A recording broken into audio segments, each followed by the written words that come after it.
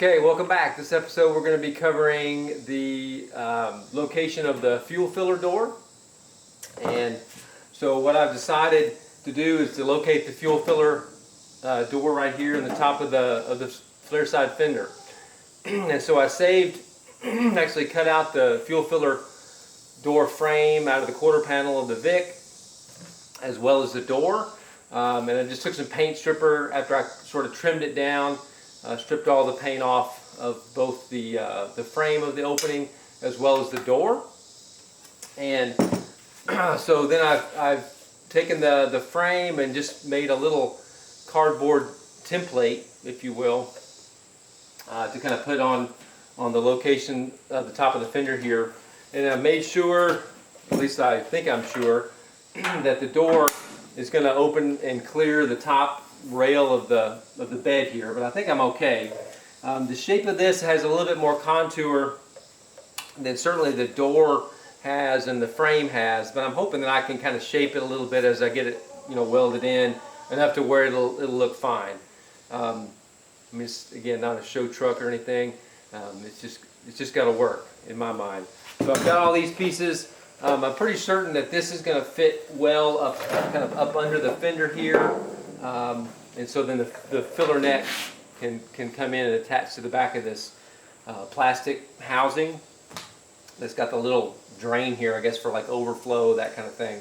That can just kind of run out. It doesn't have to really go anywhere other than just out, because that's where it originally kind of, I guess, went on the ground.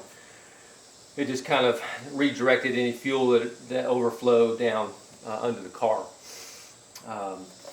So I think it's going to come through, and I'll show you after I kind of get this done where it's going to come through the neck and go into the tank. So I'm pretty sure it's going to work okay, hopefully.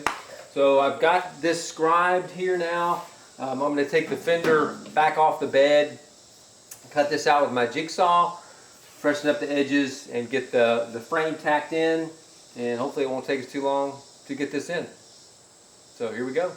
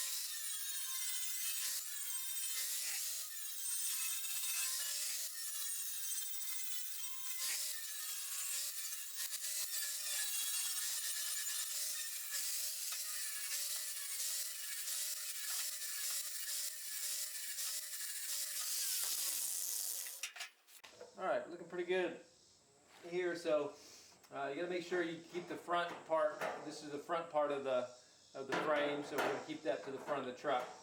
So I'm going to go ahead and get this tacked in. Looks like it's going to fit pretty well. I don't know, we'll see here.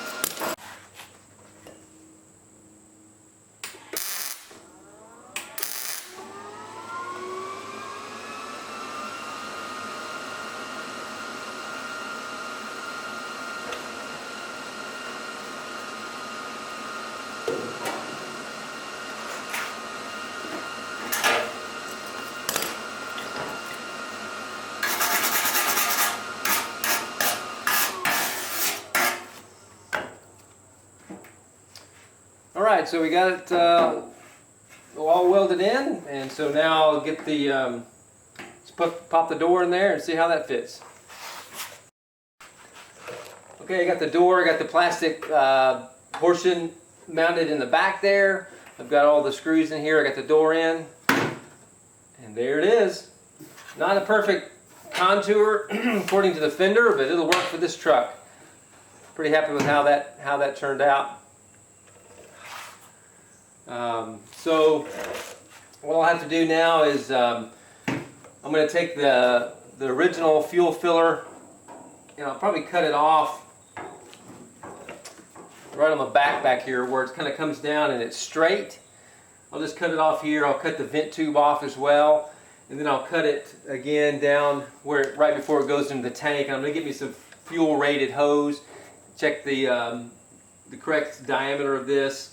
Get me some fuel rated hose and some clamps so I can take this, bring it under the back of the fender, mount it in here, and then just hook the hose. And the hose I'll probably have to cut a little bit of a relief in the bed here so it can kind of go through here and then into the tank under the bed. So that'll be the next step. So I got the fuel hose on the inside now, and this is kind of what it ended up looking like. So I got the small 3/8 inch line connected to the vapor recovery system here, and then the 1 inch line connected to where I cut off the neck here. So I just left a little remnant of the small line that was actually brazed onto this filler neck here, which is I think aluminum, which makes sense since it's a gasoline filler neck.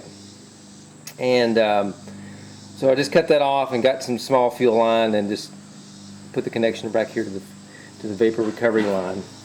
Cut it off there. I got a 1 inch gasoline rated hose here, and I'll show you what it looks like on the other side. Alright, here's what it looks like on the inside of the fender. Hope you can see okay. I've got the 1 inch hose here, and I've got a little bit of a kink in it here, but it's not too bad. I did go ahead and order a 1 inch inner diameter line from Rock Auto that's got a 90 in it, and it's got kind of wire on the inside that kind of keeps it in that orientation. But I did take the truck over to the filling station just a little while ago, and it actually flows just fine. I mean, just like a regular car. So it's working as it is. So here's the little, where I cut it off, there's a little sort of a bend right here in the original Crown Vic filler. Just cut it off right there just to connect that hose, and it's running right under the fender here. I may, or the bed wall, I may end up kind of cutting this. I'm going to have to put some type of little protective thing on here so it doesn't rub on that sharp edge. But it's working well. Okay, one last look at the door here before we end this episode. So that's what she looks like. Like I said, I just took it over to the station a little while ago, filled it up, and it worked just beautifully. No backflow or anything. Shut off when the tank got full. So I'm happy with how that turned out. So that is going to be a wrap for this episode. Crown Vic fuel filler door and a Flareside fender. Check.